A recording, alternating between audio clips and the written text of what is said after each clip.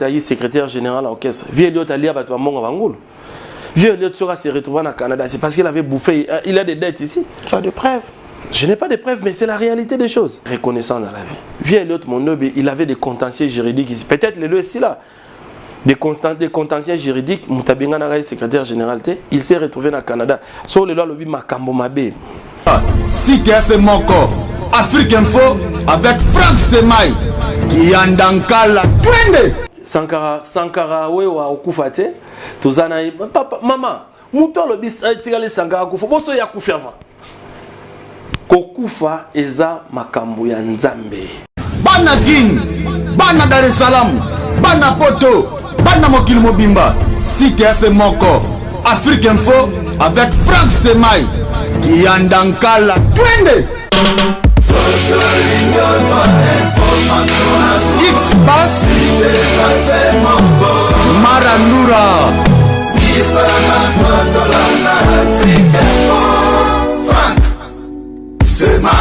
Yassika Eye na Kinshasa Restaurant l'Orangerie. Restaurant l'Orangerie Koutia Kusia Balala. Na spécialité na bango poulet au makala. Poulet au makala Souka nelengi Basuki wanate Olingi kolia bio Yakambangu na restaurant l'Orangerie. Na service na bango cuisine congolaise. Olingi kolia biloko mboka na yo nyonso ezali. Kote masanga kutu bosa na po nyonso ezali. Ata kutu masanga ya pompe. Bazo pompe pe ozo mela ya malili. Otuninga adresse eza mosika te ya kaka na boulevard du 30 juin arrêt Vodacom mosika te na BCDC service ya kolobela te un personnel très qualifié et bon chaque samedi la musique douce du groupe Les Professionnels. Bienvenue et surtout bon appétit. Bonsoir mon frère, bonsoir nos fidèles d'Afrique Info, tout le vrai des Glorlang, la Megastar, la presse congolaise, je vous salue, votre branche partout. Je ne suis pas là, vous êtes, s'il est matin, soir, mais les gens qui sont aux États-Unis, bonjour à vous, les gens qui sont en France, bonsoir, tout le vrai des Glorlang, je vous salue, je vous aime tellement trop. Chaque fois-ci, il y a des informations à chercher sur le terrain, voir des gens, donc l'information, tout est début, le bateau, vous allez aller, Oyo, selon Barimmer, nous, on a besoin de voir de réalité, des informations assurées et certaines. C'est pour ça que tu as intérêt, bateau, proche, dans les cambo, comment les gens n'arrivent pas à gérer entre nous, bateau, vraiment, par rapport à ma cambo, par rapport à gros point musique à la maison. Merci pour cela. Aujourd'hui, moi avec Maëlle, nous sommes dans la commune de Lemba. Quartier Regini, quelque part, nous sommes venus voir un de groupe un de gens qui travaillent avec Oranson Oyo.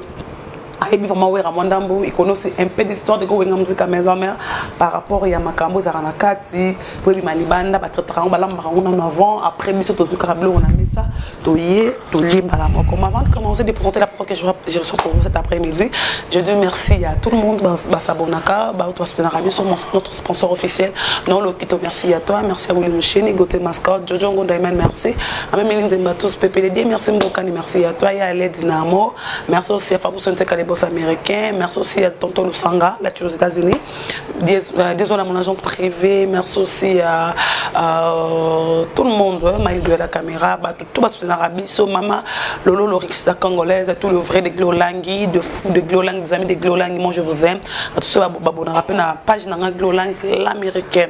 Je suis avec Trésor Lumière au Boyebi, depuis qu'il a commencé toujours avec le groupe Union Musique Maison, mais en émission Zamba Zamba.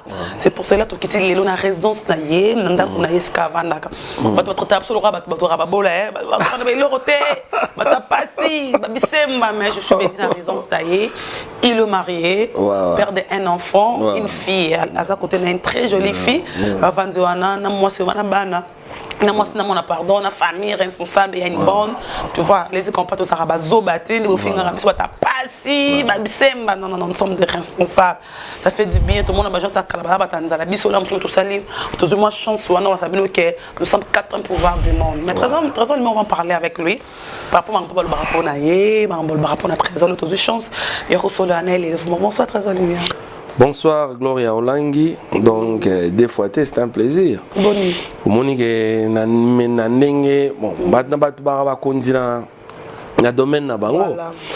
Na sobna totali na presse en ligne donc ba ténor eza ba Gloria Olangi. Merci beaucoup. Pour se déplacer au Talanga c'est un plaisir quoi. Merci voilà, beaucoup. Ça l'a bien. Un mot à dire à tous les fans de Weranton, tout balingarayo tout le temps tu es toujours dans Zamba Zamba fidèle à l'émission bamsu bachanzara kutu bamsu bemission bana balongo kufa bamsu bayesima balemba bamsu baya avant batika bato tu es toujours fidèle dans Zamba Zamba ils allaient mater za ekito ça toujours un mot à dire non bato balingara d'abord le roi de la forêt merci beaucoup merci moni na ba moment tu as pas si tu Alexa tout le monde a qui ba fanatique na biso ba fidèle ba accompagner biso. En tout cas, vous allez fidèle à Igwe, vous allez fidèle à Werason. Donc, merci Naminos pour PSAP Tambolanda. Merci Pena Baobalinga Trésor Lumière. Certes, ils appellent Baobalinga Angate. Donc, Batala Bisoga, Mam Toloba, certainement on s'appelle ça. Batala Bisoga Trésor Lumière, ça fait combien de temps dans Zamba Zamba? Ah ouais, oui, en tout cas, officiellement Zamba Zamba na Bandian en 2008. Ça fait 10 ans. Donc, 10 ans. On a ça la Zamba Zamba, mais Kozana rouage ya Wenge Maison Mère, c'est depuis 2001. On était donc ça fait des années toi il y a fanatique dans un de fin ADT en Kimpoui na ba collectif on était très jeunes et après banchik bon comme tout le monde à la maison mère en haut et en haut ce que tu as eu pesa en haut pena ko bakisa soumaïle na domaine où tu t'es un chico d'ailleurs journalisme na concept tu as Zamba Zamba non officiellement en tant que professionnel des médias présentateur de l'émission Zamba Zamba ça fait 10 ans mais être dans le rouage de Werason ça fait quand même aujourd'hui 17 ans. Comment ça arrivé Zamba Zamba banda ki ndeni ne raisonner c'est le avant banda na RTGAT avant tu étais na banda na RTGAT ndega olobi reste quand même on te filme ndega olobi donc Zamba Zamba c'est quelque chose et Tamboli Petro. On avait d'abord commencé en Africa TV. Après Africa TV, Toé Télé 7, après Télé 7 RTGA. Ndé le EPC makamneng EPC bo. Donc zelo omoro bandaki même si on a une fanatique et orchestre tant on a continue qui na kei facile qui na vidéo bon boule alagi na ça le omoro batwaye bangambango.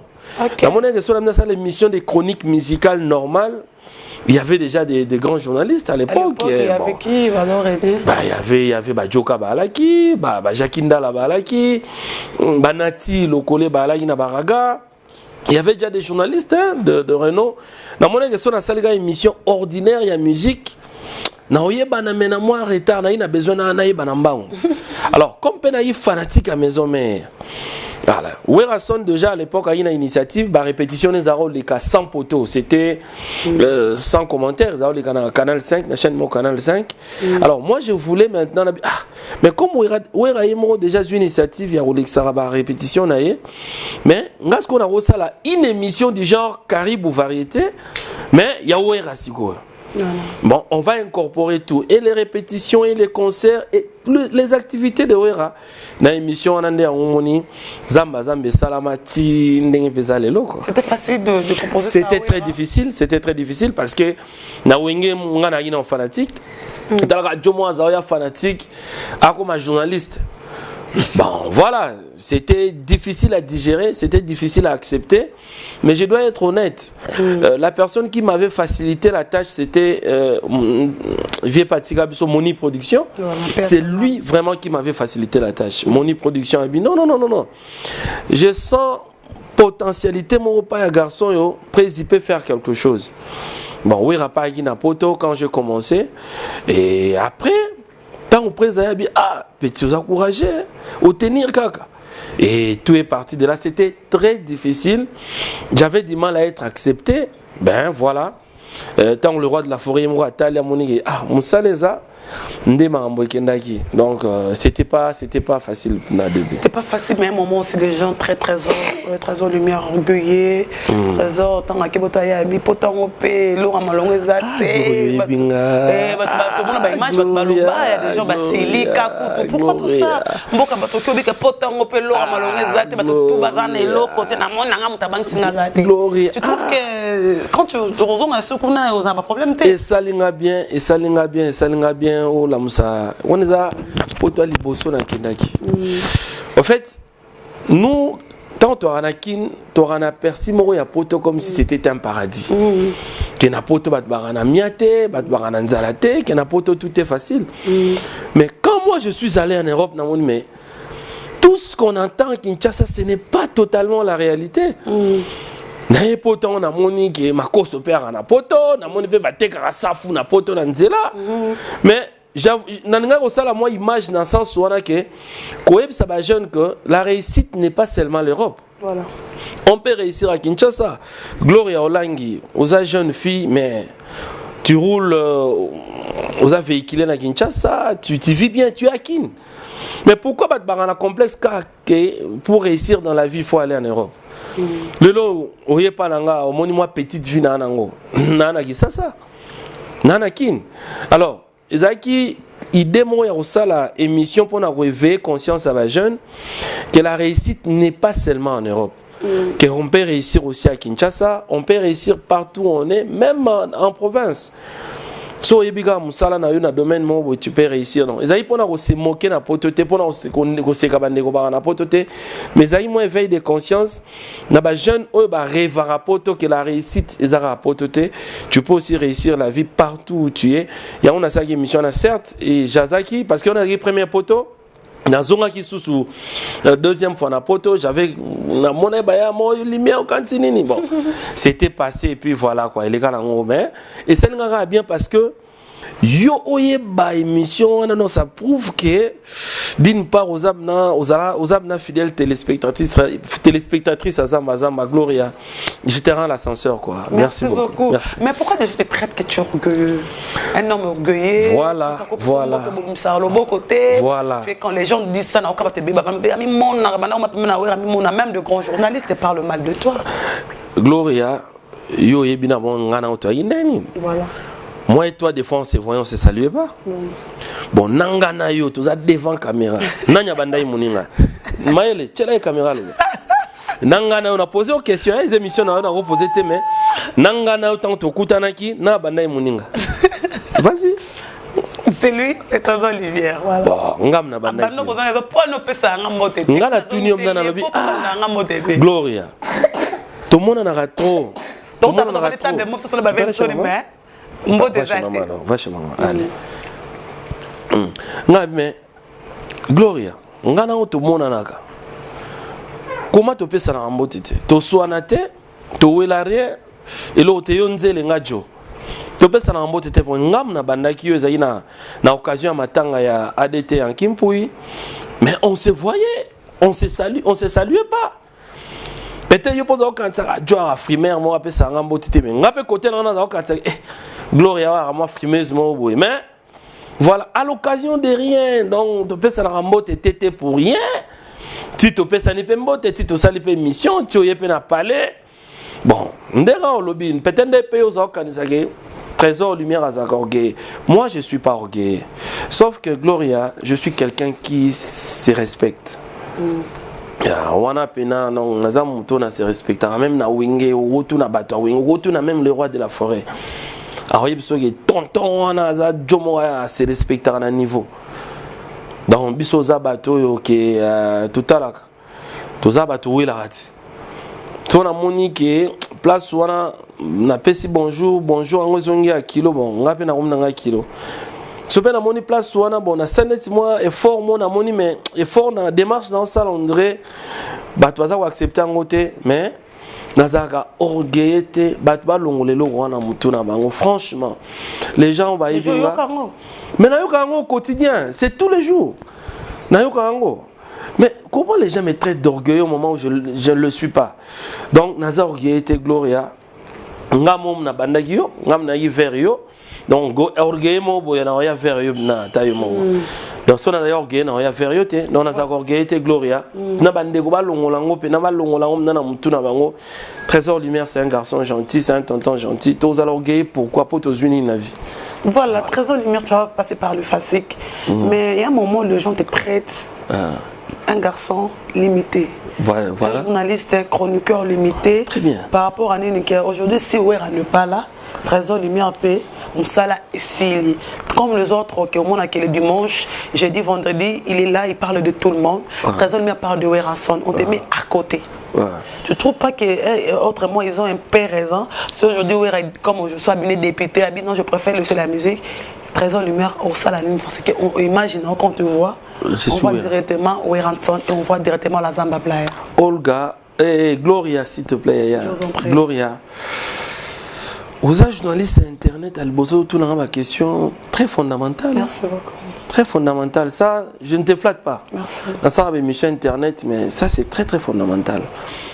Donc, oui, les gens me traitent neti kana trop Ouera. Mais vous savez, ce que moi j'ai fait avec Ouera, Nazakara n'a qu'au respecter éthique, na déontologie professionnelle. Les gens ignorent. Les gens ignorent. Bato ba otala biso na poto, ba ebikene. Même dans les équipes, dans les grandes équipes, il y a football. Même les stars dans Zenet, Johnny Hallyday, Maître Gims, ils attachés de presse. Ces attachés de presse sont des professionnels des médias. Ce ne sont pas des parachuteurs. Ce sont des professionnels. Ce sont des gens qui ont étudié le journalisme. Comment on peut être aux côtés de Ouera-son, une star internationale de Ouera-son, nous avons un niveau. Comment on peut t'appeler attaché de presse de Ouera-son aux un niveau de journaliste? Aux un niveau de journaliste qualifié. Moi, ce que je fais avec Ouera-son, Nazakaka n'a respect à éthique, n'a déontologie. Pourquoi je dois te dire ça? Les gens pensent que pour être journaliste, pour être appelé journaliste, il faut kaka os yambarabatu nyonso. Non, c'est faux. Un journaliste a d'abord un communicologue. Ce que moi j'ai fait à travers mon émission, nazo communiquer, nazo payer sa information. Bien que l'information que je donne, c'est une information précise, c'est une information limitée à Ouera-son.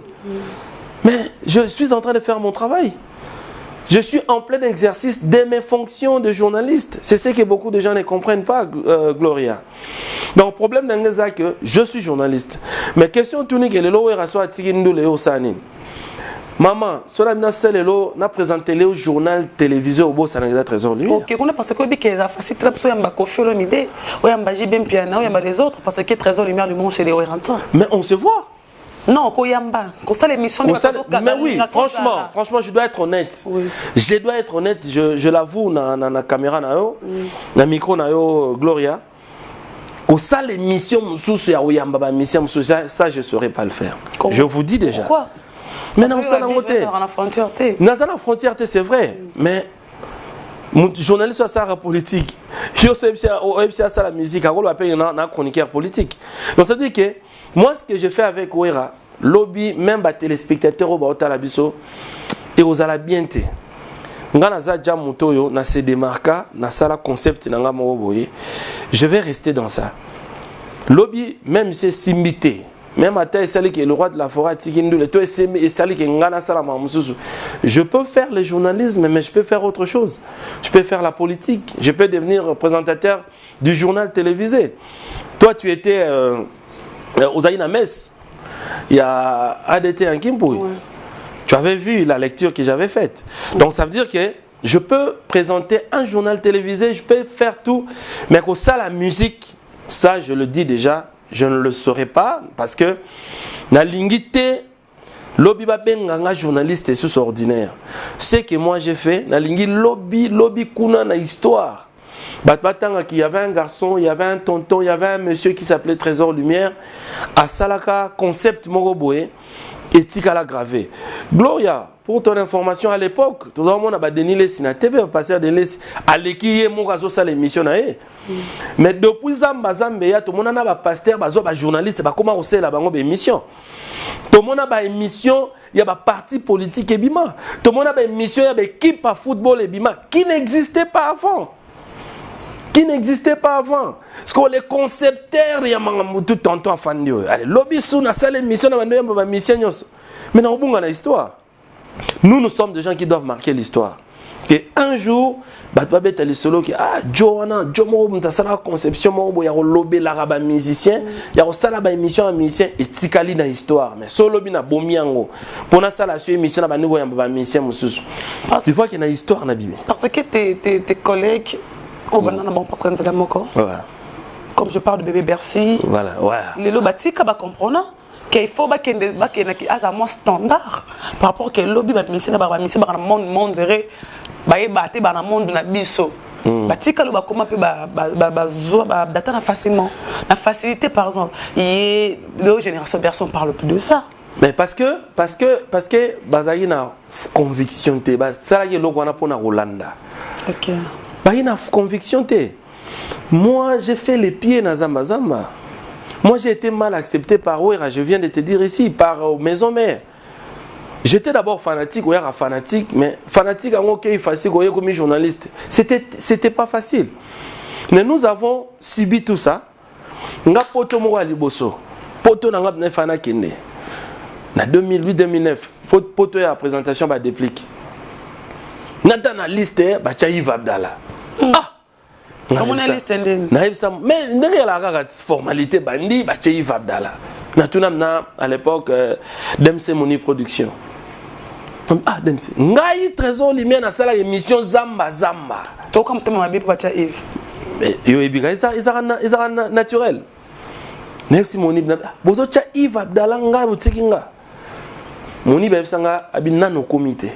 On a pas combien de temps? Oui, après, après, une année. Nano comité, mais on a Zamba Banja au cartonné.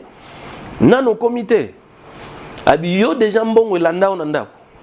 Na bossa na maluba moni beb sangata. Abiyo jambon mon et landa on a parlé.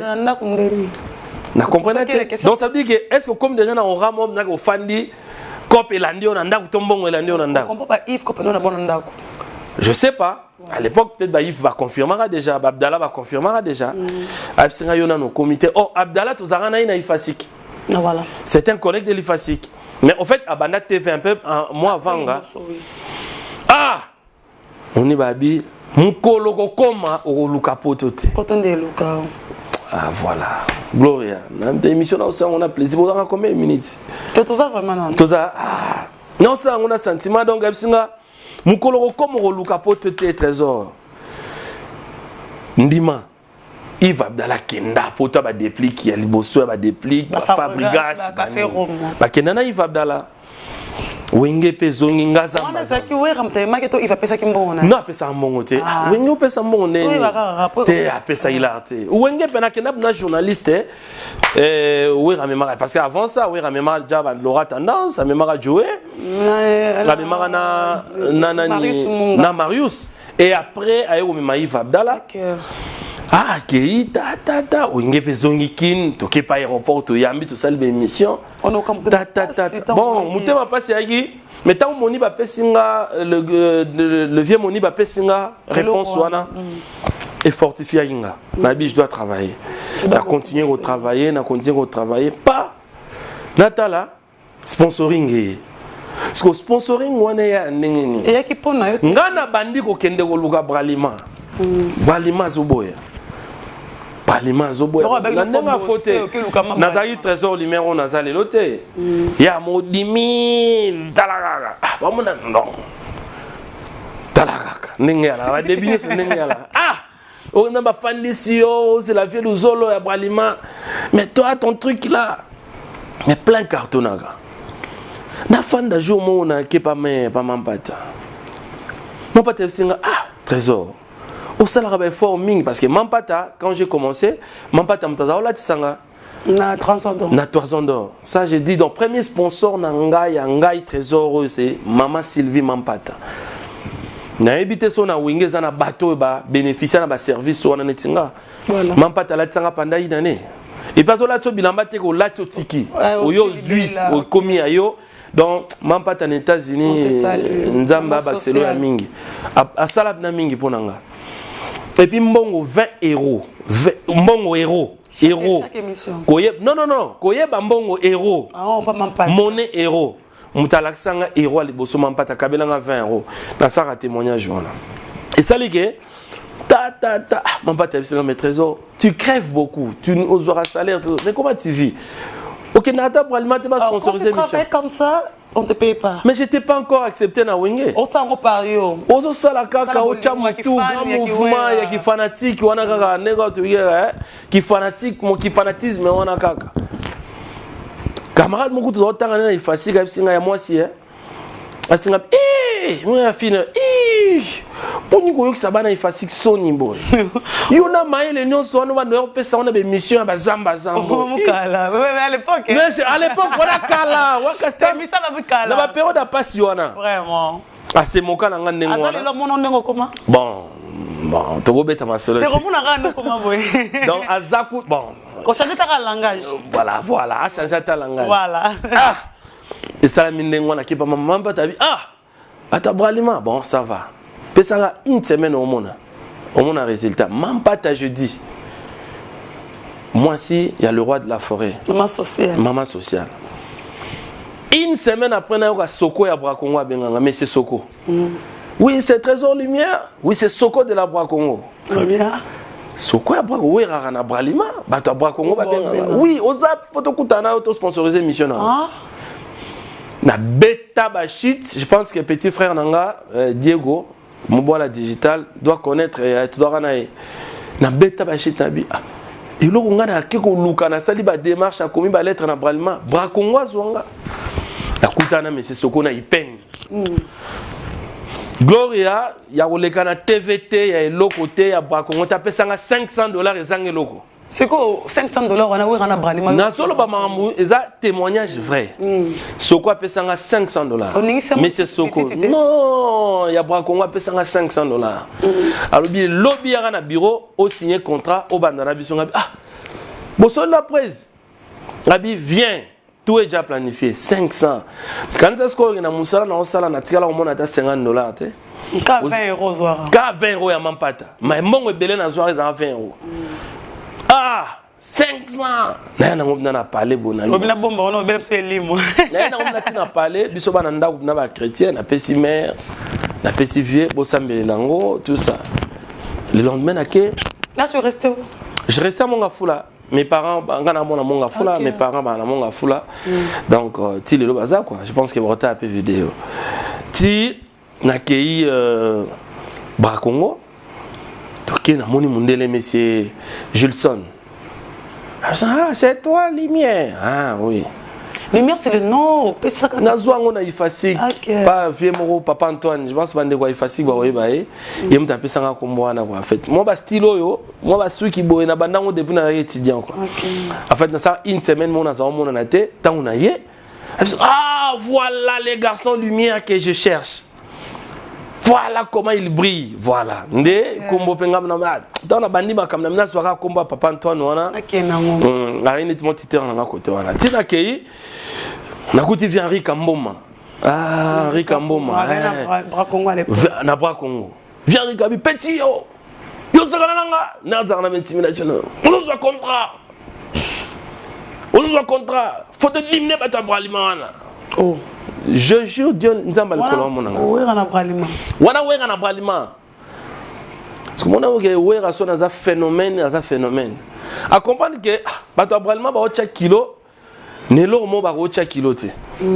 Allez bon.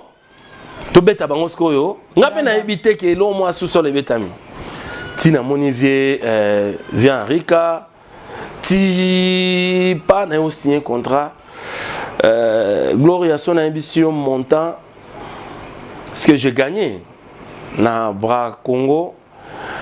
Bon, on a évité ce fond dans le chiffre, mais c'est important. Voilà. Mais c'était l'un des plus grands contrats à un journaliste. On a évité ici un journaliste qui a pu signer ça. Na Bra Congo nan. Mais tu as géré comment? Wera Bralima? Oui, tant on a vu, bah foutu un bon en osco na franc congolais. Waouh. C'est ça qui a bon. Et puis au signer un contrat, on te paye directement. À part les 500, on va payer ça. Il y a $. Oh, c'est quoi payer ça? Donc, bah foutu un balamongo, on va payer ça un bon. Talambon on a franc congolais. Équivalent, il y a montant on a $. Na bima wana na imbalamo pas prise. Prise à na studio Ndiaye, le roi de la forêt. C'est prise na signé contrat na Brakonga mais aux arana wundi maté lumière. Mon libéré libéré la prise kitoko. La prise habité non ça na la ronde. Les gens disent que oui, on ne partage pas beaucoup la qui ont na rosala mam biso ba grand garçon. Toi on a matin au flataraté on a dans le bas on a flatté. Je témoigne ce qui est vrai. Aba fouti on va fouti habité. Ils ont bon on a yo organise-toi. Misala et salopé bien. Mais c'était beaucoup d'argent, je dois dire la vérité. On a fait en tant que ndeza la kaka, na soigné ka na moté, bon raison moni. Les crédit. Le ndeza la kaka na zongi peut parler. Siko même na ndaku, papa mo mina jango pene ko moko ma réalité ko l'art comme kokota. Mbongo ko ti na bani na bra Congo. Zamba est-ce c'est on a bra Congo ça le slogan moko skol yoka njoto. Na ebisi yo na yana chantage yoka njoto wana. Mais si quoi comme cha Bralima boy est-ce que yo ko bange koti na confusion koti na fanatique comme mission ya wera kana Bralima et la sponsoriser na bra Congo et comme yo polémique ya osanganati donc to bandi ko torti Bralima ba komeli wera ba sala boye ti si quoi lo esagi mabe na 2009 Congo est Chan. Ouais, bah, mputu bazwa Chan. Bisote ba maman. Non. Bisote ba maman. Voilà, yangwana. Chan wana. Et au sala sko que wenge maison mère mutezo beta. Nga moyen na couvrir ezate parce que nga na bra Congo. Ndera obomanga to yo réfléchir. Pression pe Bralima les gars qui. Bon, yo sala ka na ko renoncer na contrat ya na yo renoncer na contrat ya bra Congo. Allez, naye ko accepter si ko démarche à Bralima pour te signer contrat na Bralima. Voilà. Tant tu peux signer un contrat na Bralima, c'était un grand contrat. Na contrat Bralima tu tira ba clause ba voyage, ba clause à mamobele. Tina ndenge pe sikoyo. Naye ko kende voyage oyo ya mibale. Zénith a mibale ya 2010. Nde on a kenda ko na délégation Bralima to kenda avant, na kenda na prise en charge et utana neken. Na Hollande, sans comprendre c'était pas Wera que c'était le Bralima. Non, en fait, comment on le battait les Wera Mdamenga? Parce que si Wera n'avait pas donné l'aval, si Wera a ça aval tenangana kenete, oui, la prise en charge billet tout les Bralima. Mais c'est Wera qui avait voulu. Faut en amotema. Tant de démarches Wera salaire au soutenir nga ko lukalanga bra Congo. Ti Bralima ngoye. Si Bralima peut avant c'est la prise en charge, tout Wera bi non, c'est bon. Tu auras une semaine avant, na chef Luzolo et Bralima, tu auras voyage et puis voilà, c'était le grand décollage quoi.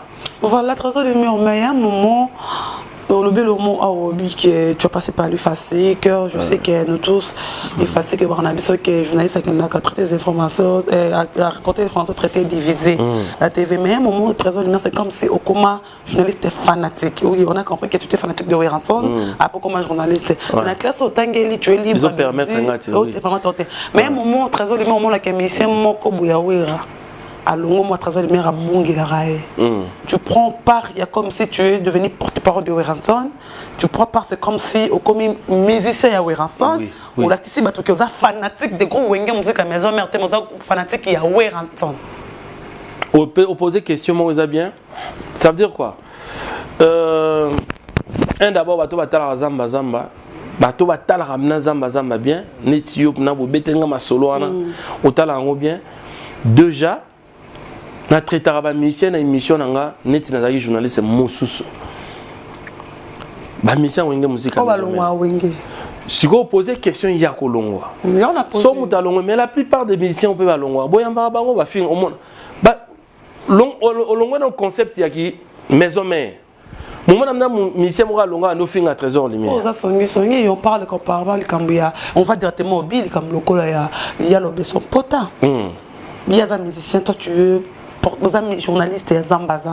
Mais le besoin moment il parle de toi trésor une émission na yo donc c'est là qu'elle est au kit ça yo le marambo le ba ponae. Maman, moi j'ai fait zamba. Zamba bon na autant un peu mais comme un musicien me soba longate mais ba musicien mingi maison mais ba otala nga ba ebi. Kakol qui est chef d'orchestre le long orchestre. Kakol une fois na zamba il a voulu avoir des problèmes avec moi. Pour na tunaka ba question mais Kakol nenge ni gérer orchestre nenge no sala boy. Ça dit que Combo frère on a l'obesson. Voilà.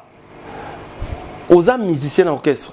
OK, on la émission contre orchestre aux musiciens. Contre leader aux musiciens. Biso surtout ça la moi vieux mon foyer. C'est parce que Weraza matière pour nanga. Weraza cahier de charges et émission nanga. Wera représente tout pour le travail que moi j'ai fait.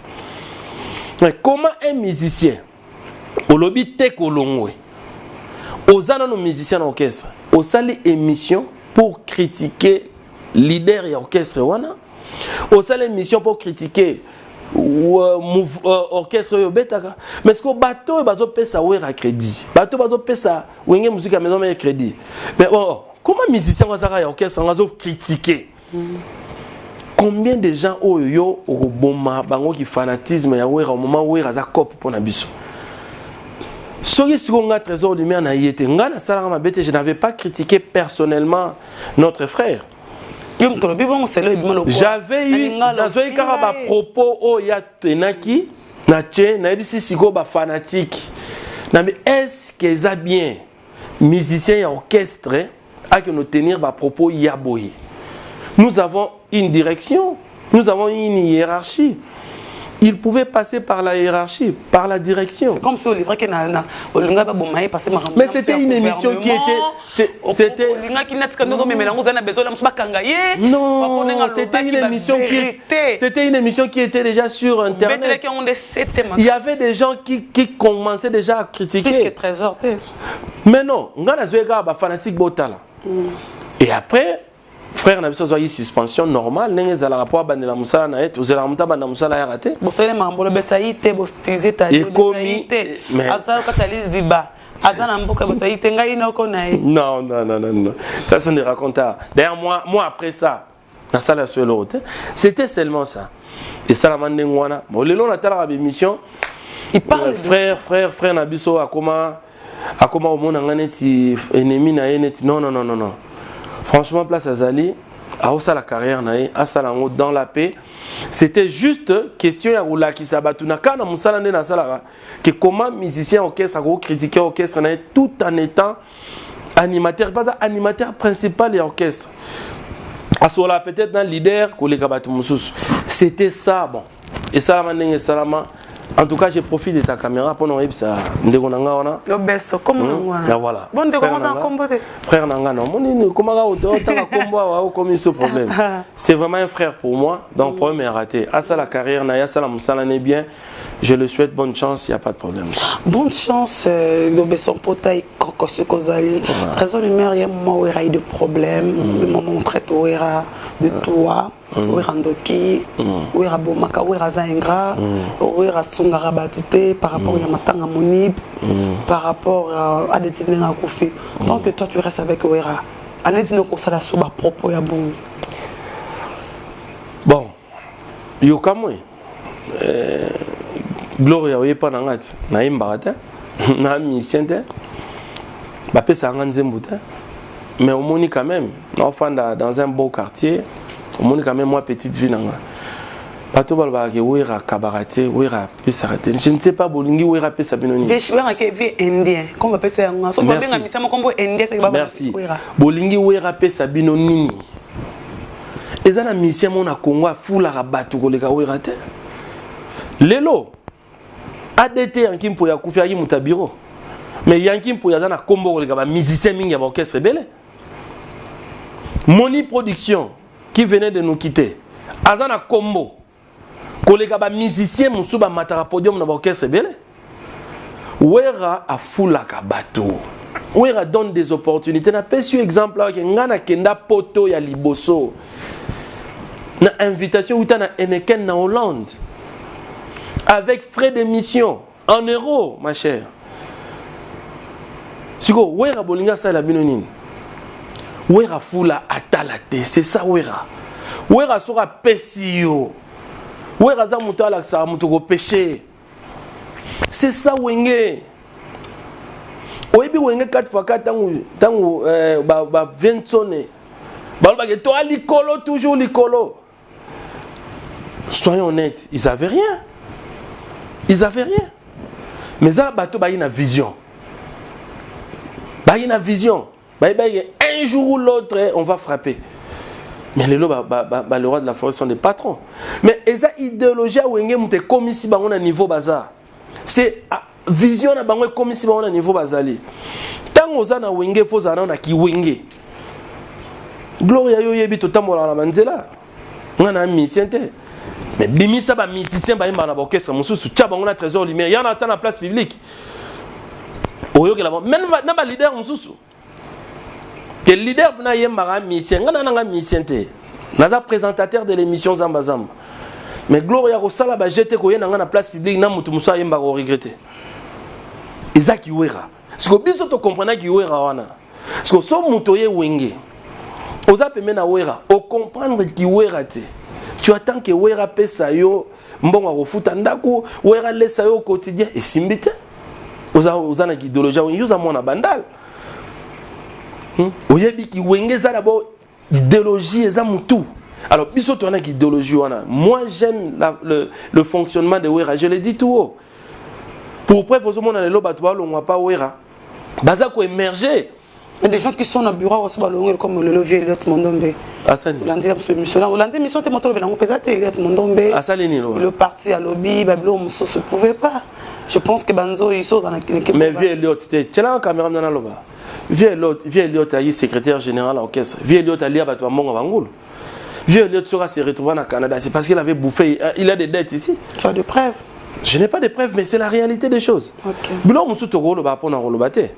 Pourquoi bonga kuzwa wera bolati saye étiquette Yamabe. Qu'est-ce que Eliot n'a pas gagné na Wenge? Ah non.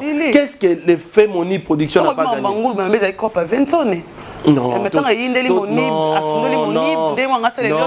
Non. Comme les gens disent. Non, Ndegonanga, Gloria. Qu'est-ce que le Femoni Production n'a pas gagné na Wenge? Vieux Moni, c'est un patron. Un patron, Gloria. C'est un patron. Pas d'été en Kim pour le lati biso. Akufina Paris. Akena ina compte nana memara na poto werate. Donc ça veut dire que biso nyonso to mona poto pona nani pona werate. Nous devons être reconnaissants dans la vie. Vieux l'autre Mondobe, il avait des contentieux juridiques ici. Peut-être les deux ici là. Des contentieux juridiques, Mutabenga na secrétaire général té, il s'est retrouvé au Canada. Sur le loi lobi makambo mabe. Wana makala moto na mutu na e bozelanga te trésor lumière ata lobi likambo ina loba mabe pona wera. C'est que moi j'ai gagné autour de wera, c'est suffisant. Gloria Polo ngona makolo na bandal chez yo na GB. Na GB. Oyo sa na mission. C'est parce que wera peine dima que trésor lumière ngwa za peme na et. Ngana mona monga fula rosa pe Europe na ya mona monga fula na pema nanga. Onga po yebanga te. C'est wera qui a ouvert son cœur pour que tous à la haute, tous à l'élo. Donc, moi je pense que Wera, ce que Wera nous donne, c'est plus que donner de l'argent. Moi, on va pas payer. Mais au Wera paie Sarabiso, courage au Wera paie Sarabiso, et l'équipe collègue Mbongo. Pour preuve, le loba mission n'aura pas nabiso. Bazan a succès, bazo réussir que les gars mission balon na orchestre mususu. Ça te fait comment tout le monde le power ando boy ando salo quoi il y a dimné wera. Il y a aussi ça wera parce qu'il y a yebi wera bien. Aussi le ça wera né ambassadeur de la paix. Tu as pas adversaire, ambassadeur suprême. C'est ça. Ambassadeur de la paix suprême. En tout cas, Togoko t'avait détaillé, ambassadeur de la paix, ambassadeur de la Croix-Rouge, aussi les Sendeni. Et puis wera sambela trop. Oui, priera fort. Yo aussi les samuto assemblés. kolingate na vie na yo o réussir vie pour nuire vie à moninga mususu c'est ma vie surtout ya papa o ya pesi o vie la malédiction biso toto la rien kolega mna nzela bozaka su inapercé to mo batama ke dendo mo bozo envira na coin mo mona mo liango za sute wera mta commission ngona ofandi na boyo mona mna ke jomo ba bulele na Canada lumière na chelo mo Western Union mo legozo mo 500 c'est parce que wera pesa mutema wana ba fongo la porte ngana ndeko wera ta bien que na mutabanu ndo batwakantsaka na moluba mais na mutabanu ndo ouais bien que na mutabanu mais je ne suis pas un frère biologique à wera mais ba avantage non so wera pesa na signer contrat na brakongo ngamoko na zwa mbongo ngamoko na signer contrat na bralima na zwa mbongo ngamoko na sala 6 ans na bralima na zwa mbongo ngamoko besolo bana maison mère batu banga na wera à part kakonda tunga wera tibino nyonso na ndenge nini à part kakonda lo bama ba wera tatu nyonso bazana balobaka mabe oyo 4 trésors limi aloba mabe wera so lo alongoli kakonda c'est ka tipe na kina na ka ouais parce que on a tuni oyo kanga na loba mabe wera na loba ngone ni parce que na sala 6 ans na zwa so 1000 bana na loba ka chiffre mais na bralima na zwa mbongo danser na peya ba car na gisasa na journaliste na peya car na kina za na ngonga moko batu bayibi na sana ngo ba accident batu bayibi na za na ngonga moko na musicien te na leader te na za na voiture wana na Kinshasa ngamoko décapotable batu bayibi na obete ba marque te osa sa publicité mais na za na ngonga moko na kina na sana ngo accident na petite mon passar à émission internet lelo nous avons un jour tout ça l'accident na donc ça veut dire que tous na makambo susu oyo biso to zui pa ya wera c'est déjà suffisant lelo peut-être ba biso lobi peut-être pour na repostuler peut-être pour na repostuler peut-être donc ça veut dire que to zui est suffisant lelo nazana docteur Guilain les bourgeois lelo to zana ba collaborateur na il me paye ce qui me paye ma futangonga afutango wera te afutangonga. Donc ça veut dire que Gloria, moi je veux vraiment qu'il va doit longola image wana. C'est que Wera a fait pour nous tous. Pour na Elliot Mondobe. Visa Elliot qui est dans le Canada, ça visa Wenge. Azwa ngo ponani parce qu'il était secrétaire général de Wenge Musique à Maison Mère.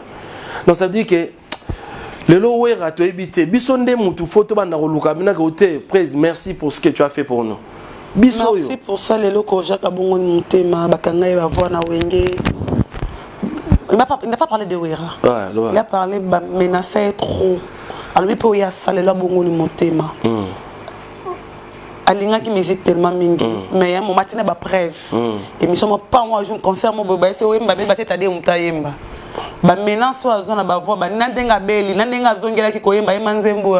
Ngai prokola sinena. Na peloko na ko kuvalela te. Achango nini. Pas devenu zandeni lelo akomi frère David.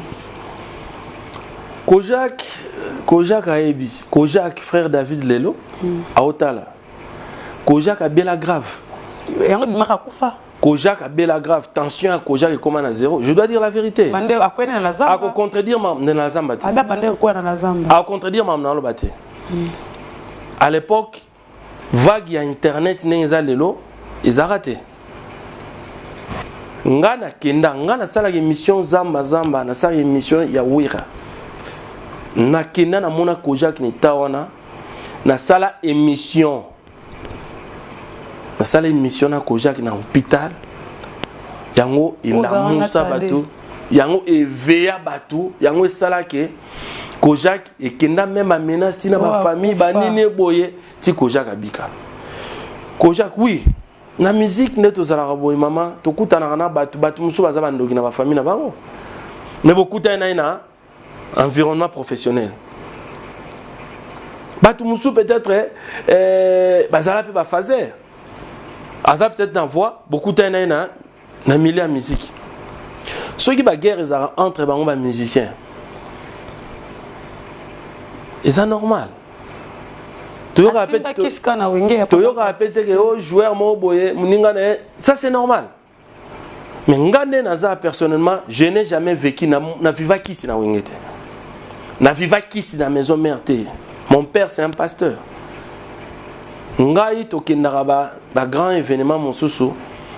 ngana na loge ke ba mission ba oyemba yoza journaliste ke il faut matisa wera botikala ka bino mi baloze la ba mission ba sili sapo ke matisa wera qui comme on a reprise c'est bon on matate na mona te ke wera place à simbi chapelet moko ya wera so na va bika fala nani non c'est faux ngala fandi na wenge 10 ans ngoyo professionnellement natikali ko mona kisite tomati ba avion toke ba voyage partout natikali ko mona gwamo boete o yara na soso yara na ntaba te qui c'est ça te soyi olobi frère David to respecter kombona le loko Jacques alobi mamona peut-être ça yemoko peut-être entre bango mais na ndenge binanga ya wenge ki wera Alexa mutu kisi aussi makisi abi bango na entre yango tia comme il faut pas que simba kisi moi je ne vais pas entrer dans ça yaya yemora avouer que yemora simba kisi pas moné baninga ne bazaye kwa linga kufati beli makasi wana comme yemora pota pour faire tikala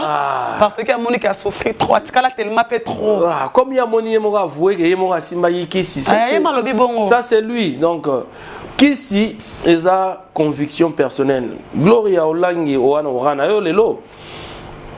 Nenga bato ba internet lelo so boza de oza la première te oza deuxième. Oza na succès na o. Mais mutu muso mona ba pona comme neti Gloria Olangi fona Simba. Mais peut-être Gloria Olangi a Simba na été. Étoile naturelle à la ka. Bani ba wera wana bana étoile naturelle. Oui, c'est la succès de la musique, nous sommes profane. La musique chrétienne, frère Patrice. Donc ça veut dire que l'homme c'est ça étoile naturelle, il y a famille à bateau. Yo pesi ba exemple il y a bateau ba banda ko sala ba émission du genre ba sala ko sala ba leader musu ba émission. Lelo ekufa existe raté. Ba étoile te kala pe yo mo sa mabeli ngato za na tikala siko moi pe za la pe bokendra mo. Mais non même quand na wengango ba musu ba sala ba émission musu ba sala mais pourquoi ça n'a pas existé? Donc ça veut dire que ça te na lingaka. Ça dit que Nazan étoile où ils ont trésor lumière et on. Donc peut-être que nous copier quand on a comme un petit Joe on a un petit lumière on a. Donc problème est peut-être na niveau on a. Soba lukana ba kisi na niveau na bango ba concurrence na bango ça c'est eux. Mais na niveau ya wenge na niveau ya wera kisi existera te wera appelle sa place na talent. Muto azana talent na e wera na atinde gaga quoi. Nous sommes presque arrivés à la fin, mais on va en parler un dernier pour les autres dérangés. Même les fanatiques, il y a le Zoé, le Fidèle, le Chancelier, les Werasoniques et les Werasoniques D. Nous sommes les députés, les parlementaires, nous sommes les sénateurs. Par rapport à ce que nous avons fait, nous avons dans le monde. Ils ont idée. Oui. Nous avons fait dans le monde. Nous avons fait affaire live, Mystère Live, tu as envoyé le message à Yankin Pouiki, à Budapest, le Loazati, à Détakoufi, le 22 juillet. Pas même un mois, Nasser Mabélé, une semaine caca. Il y a qui lobby. Il y a pardon, vendredi, tout ça, le qui est vendredi. On n'a pas compris directement. Le groupe Wenge Musique à Maison Mère, ils ont page officielle, ils ont page à Weraté. Ils ont page à Wengete, ils ont page à Deta, après ça bolingona pour na Wera. Pas de va façon ba ke ba manga pour na page o ba boule na lia kambongo ya Wera. Ton a fait directement vous changer comme ça W ce guide de la forêt. Bafan ba réagir boye, on n'a pas compris on a vu Wera. Ça des vidéos présent, ça des vidéos ba mo halo ba ke so ki bo Monique. Ando pesa ba exemple là nga pesa bina suka biso ko Monique. On a qui fan na ya tete. So ko lingo quitter tu es libre. Trésor de lumière, Bafan Baza dessus. Si je suis venu te voir, Bafan Babi Gloria Toza vraiment dessus. Comment on a ADT à Koufi avant, pas même un mois, pas même 2 semaines ma belle. C'est comme si on a dit que loko et que manette carrière solo a quitté ADT pour capable botter un Mystère Live. Ça bon combo ya ADT. Botter un Mystère Live to envoyer le message. Mais on va botter un combo ya forêt. Et pour tes binoté, dans le terme à la monnaie, on dit que ça mot de passe pour bosser la capoeira avec une santé malamoté.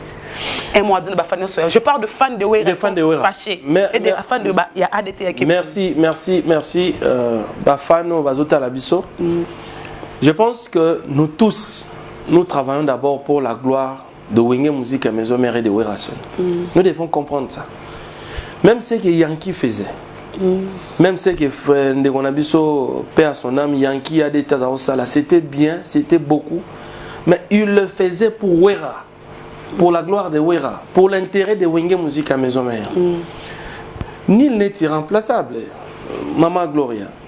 Ngane na osa zamba zamba boy. Solo bina zupe contre-temps. On ne parle pas seulement de la mort, mais na rose pe contre-temps na tiki.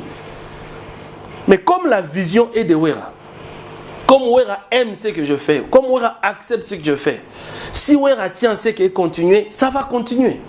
Wera ozwa mutu muso ache et ça continue. Parce que nous parlons de Wera, on fait d'abord la gloire de Wera. Sauf que tu comme na ba fan, toto comme na bato bazoya soutenir biso. Bazoya parce que on parle d'abord de Wera et ces gens-là bazoya redécouvrir biso après. C'est que ADT en Kimpo il faisait, il ne le faisait pas pour lui. Oui, c'est lui qui faisait ça. C'est lui qui était l'acteur. C'est lui qui était là, mais il ne le faisait pas pour lui. Les fanatiques qui écrivaient, les fanatiques qui intervenaient, c'était pour le Wenge Musique à Maison. Même à Tassali, à Yemoro personnel, à Zoloba. Il parle toujours au nom de Wenge Musique à Maison. Mais les lots sont non, c'est faux, c'est faux.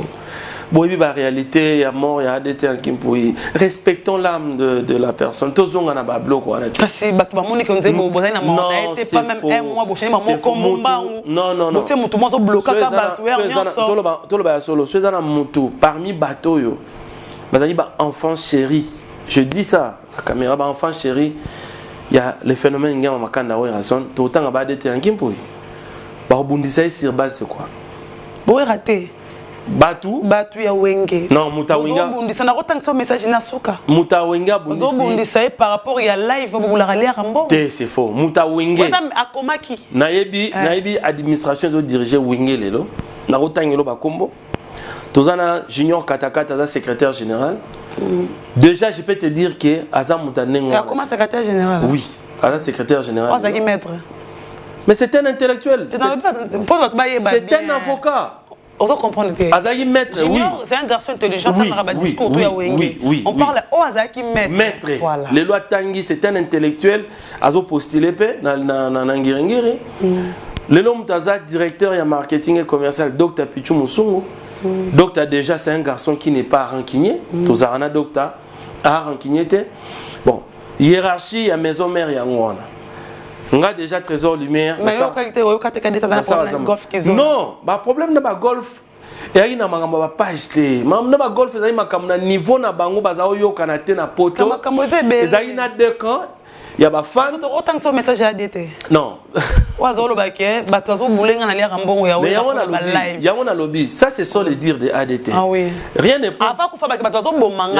Rien ne prouve que au ADT le est vrai. Rien ne prouve que c'est faux. Voilà. Ça veut dire que tout côté n'a pas de détail. Mais pour nous, on a vu que il y a eu moi problème. Il y a deux camps. Moi, entre les fanatiques, dans le leadership, il y a golf, il y a golf qui sont là, mais avant ADT Koufa, avant ADT comme à niveau Robin Makas, Yokanaki déjà. Il n'y avait pas de problème, je dis la vérité. Le roi de la forêt, quand foutu billet à Kendati Poto, à Salsa Bango Réunion, il n'y avait pas de problème. Mais moi je pense que Songa, Moutouma Sali, à Sali médiation. Ayokani Singana yo, tu n'as pas de problème. Ce qui est boy ko limbisanga, on est comme faire na yo. Mais biso to ebi binaki, ba tout, ba problème ezali na consulter na poto ba yokanaki. Donc moi je pense que lelo Wenge doit continuer à tourner. To sali matanga ya ADT, to leli ADT, na mona ko to glorioso lela biso to leli. Mais ça veut dire que Wenge est une entreprise. Il y a des gens qui vivent na Wenge. Matanga si la rapport à colonne. Non. Matanga ezali. Mais on ne peut pas priver à l'orchestre de tourner. Nous avons des engagements. Toujours un engagement, toujours il y a un bon déjà un contrat. L'orchestre doit tourner, doit répéter pour que tout le monde honore l'engagement. Pas GADT. Mais pas Géron à l'objet, pas Joana et ADT. Il y a ADT à Pessari Code. Donc ça veut dire que lui-même sait que pas Joana, bien qu'il ait page naïe, mais il ait page comme servir déjà Wenge. C'est comme si aujourd'hui, et là on a déjà un service à l'entreprise. Et comme il paye-t-il pour l'entreprise?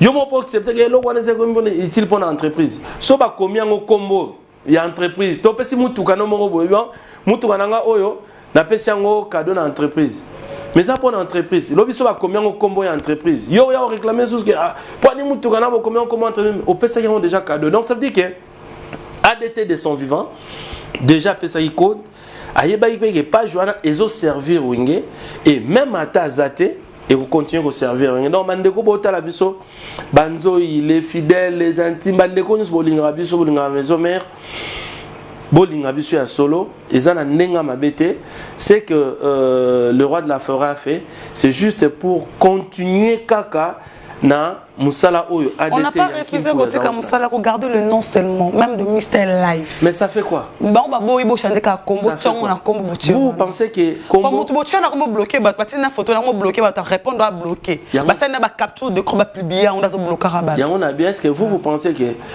vous, bon, ceux qui ont remarqué au PC. Bah, de toute façon, publier on a page, il y a polémique, mais là, il y a un peu de bon sommike. Bah, pourquoi des tas de choses ma besoin infiltré. Mais il y a comme bloqué, bah, tu répondre. On sort aucun document, n'a pas bloqué. Comme ils ont remarqué, il y a Glorieux Saliango. Je pense qu'on va Torbongisa. Torbongisa. Je pense que ça doit être Djokovic. Comme on va bien Moscovic. Djokovic, je pense que. Il est qui na Wenge? Non, c'est Aza fanatique gaga. Les lois commis à combien au travail na biso. Aza qui Aza apte, les fidèles de Werason, les chanceliers de Werason. Non, c'est une remarque. C'est une remarque. Nengoyo Pesiango Boye, au lobby au nom de fanatiques, en tout cas Djokovic, ce que ça n'a faut changer. C'est capture ça. Bloqué. Ce que ça pena bongo Djoko, je pense que. C'est bloqué, Baokita. Et on a dit Djoko ce que bongo.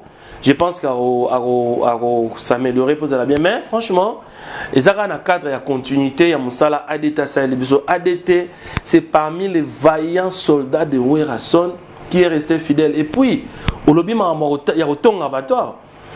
Autant il y a kakol katonga awera. Abi oyo nik oyo lobe. Il y a un ambition ce qu'on bat tout musu bata autant awera te ba yanki. Yanki autant ane awera te. Autant ane yanki awera te. Donc bato bongo bazali. Que oyo azali na fidèle ya awera ke awera za ko honorer ti lelo pour preuve. Gloria bo mon niveau ya matanga oyo. Werason a sali ADT yanki mpoi. Wana za matanga digne d'un ministre. Digne d'un député, mais Werason a salon avec ses propres moyens à honorer un Kimpouyi. ADT, que ton âme repose en paix, c'est que Wengezo Sala le roi de la forêt César a continuité. Il y a Moussala ADT Sala Ibiso, Gloria Olangi. Je pense que polémique est arrêtée. Voilà, ça arrive à la fin. Moi, je vais tout brancher sur Afrique Info, le monde de Fanny Soyo, il y a Bisso, il y a Wera, la bonne musique. En tout cas, Maëlle. Na moni maele na zam na maele solo mais maele on so botali petit moi dimi merci maele pour la musala Gloria merci franchement natala roba vidéo na yo na mona kao ndeka to bito zo kozete to lo ba solo to la kabisote mais na eba que tu es très intelligent comme ça beaucoup. Tu es très intelligent moti bino bo sara be émission internet bobi manet ba journaliste mon boyke et simbagité na TV qui voyait maïle mingi na TV, beaucoup internet. Mais franchement, Gloria, en tout cas, Ouipatenga. Merci. C'est pas pour te flatter. Ouipatenga avec des questions très intelligentes. En tout cas, félicitations. Continue, mais évitez polémique. Évitez polémique. Dans mon nos attentines, mon respectable. Évitez polémique, ça ne paye en rien. Les foutards n'ont rien. Ponginda, pour payer Bakar, pour la danser, pour ça la polémique d'internet. Donc puis éviter, n'avez sur ça mais éviter na tiki ma belle na tiki boy libanda évitant yo zanon mutama mbona te. Tu es très belle, je pense que lobby ce peut tonton moi bien mon année au bala yo. Fais invitation. Maman va t'en battre moi. Merci beaucoup. On a moi trois personnes. Tara Gloria Langi. On a dit donc merci na Charlie Monbois, la grand frère dans ma propre d'auteur en Belgique. Merci na Golf Kizola. Merci na 520 gigas. Jean-Marc Abunda. Merci beaucoup. Merci na ba Fagnon sur Wenge à Poto. merci Nandenge Bonora qui King Tequila. J'ai vu les images, comment est-ce que tu étais là. Bon, Sali, deuil mon à Paris, Botine Biso corps et ADT dans les meilleures conditions. Biso Pekoto Tonora qui en tout cas, encore une fois, merci Nawera Son. Oh, Wera Sali, oh, Wera Sali, B20 Kevin Mawanga, oh, Wera Sali. Et Baxi Ngako, oh, Wera Sali Pona Yankee, et Baxi Ngako Lingaso Wera. Parce que qu'on aurait Moutou. Qu'on aurait Yankee, Matango, Uera Sali, Yankee, pour Uera Son, le roi de la forêt. Merci encore une fois. Et l'Axibiso que nous devons bien servir parce qu'on est Arabiso. Merci à maman Sylvie Mampata. Merci à Vanderon Swatali Biso. Et à moi pour Sankara, pour Sankara, pas comme moi qui va tomber bangele. Sankara, oui, ou Kufate. Tuzana, papa, maman, Mouton le bis, tigale Sankara Kufa. Bosso ya Kufa avant. Kokufa eza makambo ya Nzambe. C'est le secret de Dieu. Moutou na moukilaza a d'autres détenir liwa ya mutazate, toko bika ya mutazate. Donc moutou alobi makamboana peut-être pays ya kokufa avant, donc botika koloba o akufa. Non. Kokufa eza makambo Nzambe, Sankara zana biso, we wazana biso. Tozane d'ailleurs tozane nguna parler, donc ndengo yeboye. Non, toi ine shenga. Shenga wa ayozo moi et pakola mo boye donc Sankara de Kunta ozana biso ko tous ensemble. Merci, nous sommes arrivés à la fête de la 13h lumière, on a résidence Taïen, nous sommes arrivés à la fête. Je dis merci à Malik de la caméra, c'est le Fatak, merci. Merci à Maman Méline Zembatos, Pépé Lambetel, Diozola, mon agent privé. Merci à Yaouli Mouchou, Victor Beko, Jojo Ngunda, Mela Terre Avantageuse, Gauthier Masco, je te salue. Yale Dynamo, Tonton Lusanga, je te salue. Merci à Fabou Senseka, les boss américains. Merci à Dotan Chadité, ta don de jeu. Noël Okito Babi, sponsor officiel, il y a Africain Fobimba. Merci à tout Balingarangai, Obalingango, Balinganga, tu peux continuer au film. Merci à toi, merci à Sévin Bembe, je me souviens de bonnes choses à toi. On se retrouve prochainement, nous sommes flattés d'être avec 13h lumière et le représentateur d'une émission Zambazamba à la RTGA. Zambazamba, ça fait 10 ans qu'il est toujours fidèle à l'émission Naé, c'est un homme à féliciter. Je pense que par rapport au Baki Banzo, la diva congolaise, je pense que j'ai réponse par rapport à la rumeur, par rapport à des troubles, côté de groupe, par rapport à Marambouya, je pense que le garçon qui est géré par GADT, au chef de il avait un grand cœur. Il faut avoir un cœur pour gérer. Fan, parce que nous avons des fans de Weranton et des fans de Wingem Musika Maison Mère. Quand tu parles, tu bloques de gens sans que tu aies Okita. Tu es bien sur Internet, tu es bien dans la risque, pas Jana, va signaler en haut, va bloquer en haut. Parce que 1000 personnes, ce n'est qu'à pas Jana, Nabiso, Nayo, Navento, ils repèrent de page, ils font les sous, ils sont abonnés, ils sont perdants. Merci beaucoup, on se retrouve prochainement. Bye bye. Yassika Eyena Kinshasa Restaurant l'Orangerie. Restaurant l'Orangerie Koutia Koussia Balala. Na spécialité na bango poulet au makala. Poulet au makala. Souka nelengi. Basuki wanate. Olingi kolia bio. Yakambangu na restaurant l'Orangerie. Na service na bango cuisine congolaise. Olingi kolia biloko mboka na yo. Nyonso ezali kote masanga kutu bosana po nyonso ezali ata kutu masanga ya pompe bazo pompe pe ozomela ya malili otuninga adresse eza mosika te ya kaka na boulevard du 30 juin arrêt Vodacom mosika te na BCDC service ya kolobela te un personnel très qualifié et bango chaque samedi la musique douce du groupe Les Professionnels. Bienvenue et surtout bon appétit. Bana King, Bana Dar es Salaam, Bana Poto, Bana Mokil Mobimba, CTF Moko, Afrique Info avec Franck Semaï, Kiandankala. Twende!